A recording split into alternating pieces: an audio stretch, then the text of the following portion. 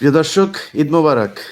আমাদের সাথে ঈদে আমার সাথে কোলাকুলি করার জন্য আছেন আপনাদের প্রিয় আরেকজন মানুষ।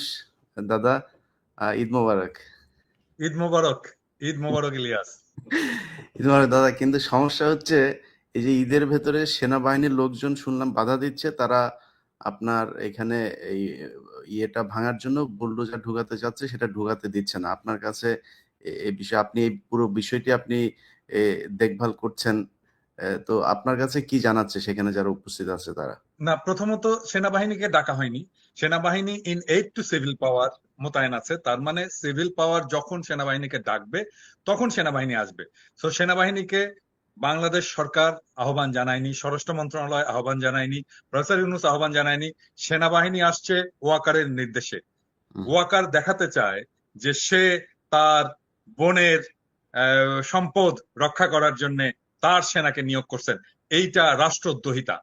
এইটা রাষ্ট্রদ্রোহিতা। কোনোভাবেই সেনাবাহিনীর আইনত কোনো অধিকার নাই ওইখানে আসার, যতক্ষণ পর্যন্ত না সেনাবাহিনীকে সরকার ডাকবে।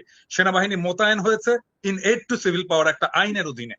আমরা আহ্বান জানাচ্ছি সেনাবাহিনীকে সরে যেতে হবে এখান থেকে। আর সেনাবাহিনী বুলডোজার আটকেছে। আমরা সেনাবাহিনীকে ওইখানে যারা সৈনিক আছেন, জুনিয়র অফিসার আছেন, সবাইকে আহ্বান জানাচ্ছি বুলডোজার ছেড়ে দিন। এবং বুলডোজার আসুক বা না আসুক, আমরা 32 নাম্বার আজকে রাখবো না। এটা ভেঙে মাটির সাথে মিশিয়ে দেবো আমরা। এবং উপরে শুনলাম তারা হেলিকপ্টার পর্যন্ত তারা এখানে উপরে মহড়া দিচ্ছে সেনাবাহিনী। হেলিকপ্টার তো হাসিনা উড়িয়েছিল। হাসিনা উড়িয়েছিল হেলিকপ্টারে। কি হাসিনাকে বাঁচাইতে পারছে? পারে নাই। হেলিকপ্টার হাসিনাকে বাঁচাইতে পারে নাই, আজকেও 32 নাম্বার বাঁচাইতে পারবে না।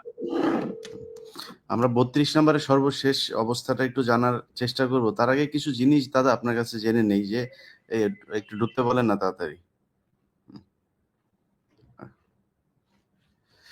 তো আমরা ফেসবুকে বিভিন্ন দু একটা পত্রিকাতেও দেখলাম যে এটা হচ্ছে এই জাতির ইতিহাসের সাথে মিলেমিশে একাকার। ধানমন্ডি 32 নাম্বার।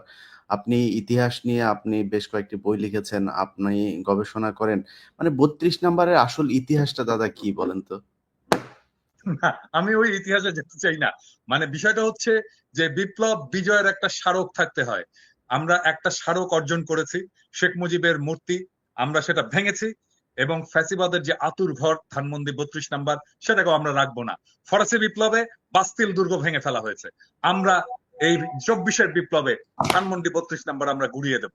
ওটাই আমাদের লক্ষ্য।